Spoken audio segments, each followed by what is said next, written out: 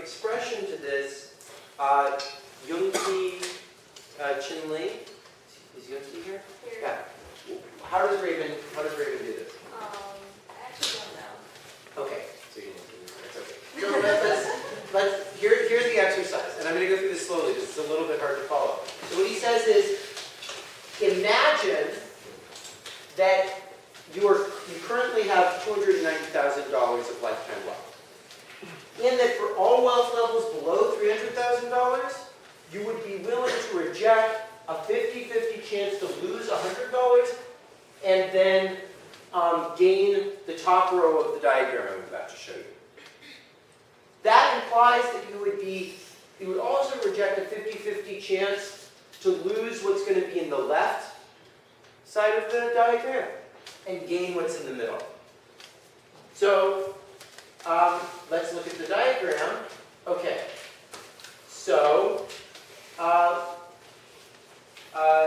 Yuki, how much would you have to be getting on the upside versus the downside to reject a 50-50 chance of 100 versus that? So, like, would you reject a 50-50 chance of getting $105 and losing $100? Wait, I'm sorry. Could you repeat that again? If someone offered you the 50-50 chance to gain 105 and lose 100, would you take that? Yeah. You would take that. Okay. Would you take 101? A 50-50 chance to gain 101 and lose $100? Sure, though the gain seems smaller. So is there anyone here who would reject the $105? The majority. Who keep your hand raised. Now, would you reject $110? You would reject 110 versus 100. What about 125 versus 100? Okay, now so most of you are around 110. Okay. So, and most of you are going to have a lifetime income that's well above $300,000. No question. I mean, probably more like $1 million at the very least, even if you do really badly. Right? So, as a lifetime income, yeah, I mean, lifetime income, you'd have to be earning like $50,000 a year to not make a, yeah, not make $1 million. What?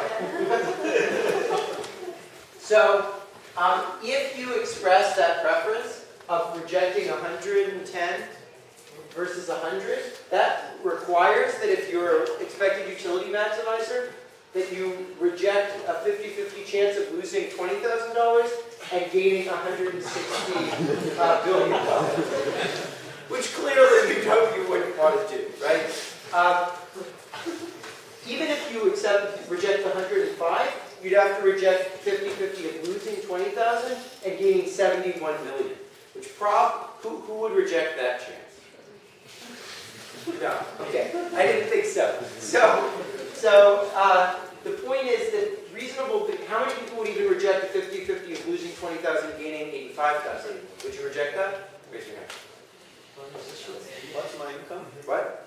No, just one. How many ones? You're expected by, I don't know, let's say you're really poor and you make... No, I'm saying at the lifetime income that you guys are likely to have. But when are you supposed to pay for that? Because if you're supposed to pay for it... No, usually you'll just take on a debt that will be within the... Sure, if you go to the bank with those odds, Well, that's... if you can convince them that you actually have that. No, forget about that. You just have to take it now. You can't go to the bank.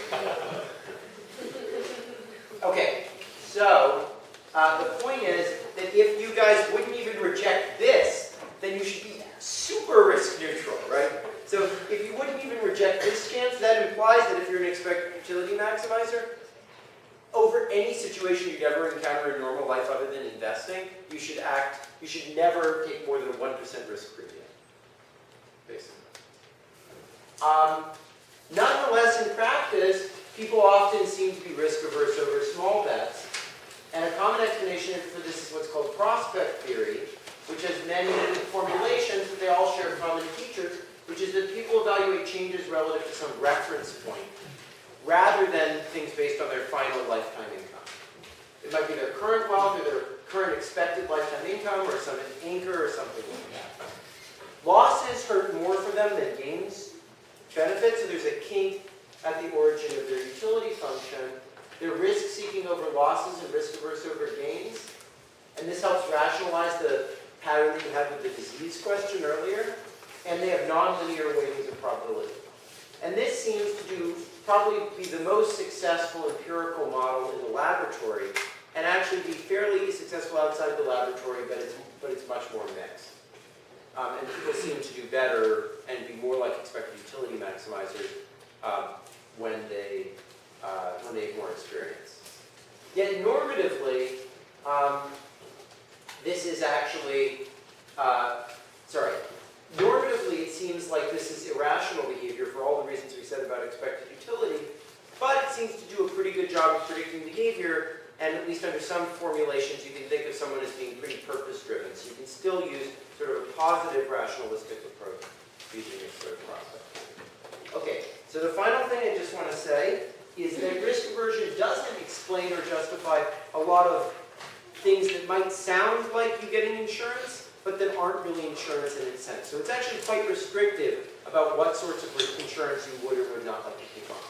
So sometimes you hear people talking about, why don't I get insurance against not getting into a good school, or not doing well on a test?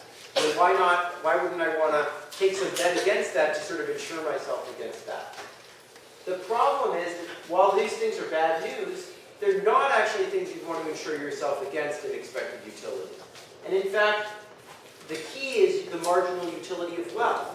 So people might actually want to insure themselves against good things happening, if they're things that might require more money, even though they're good. So for example, you might get an opportunity to make some great investment, right? So you might have an opportunity to make a really big investment that might require a lot of money. Even though that's a good opportunity, even though you're happy about that, you want to insure yourself against that happening because the marginal utility of wealth in that case is much higher. So another example of bad news, which you might actually want to insure yourself in favor of, is your very high maintenance girlfriend leaving you, right? Because in that, marginal utility of wealth is much higher when your girlfriend's around. You don't have much to do with wealth if she leaves you, right? Your team loses in a sports match is not something you want to insure yourself against, because marginal utility of wealth is probably not higher in that case. Especially if it's in the playoffs games and you're going to buy a playoff ticket, and that would have a lot of value in the case that they win. Or imagine you do poorly on the job market. That's clearly a bad outcome, but you might actually take a higher paying job, in which case the marginal utility of wealth in that state is almost certainly lower, even though it's bad news, right? So you might actually want to insure yourself against getting a good job in the job market. So the marginal utility of wealth is the only reason for insurance under expected utility. Everything else is sort of a form of gambling your headache. And thanks.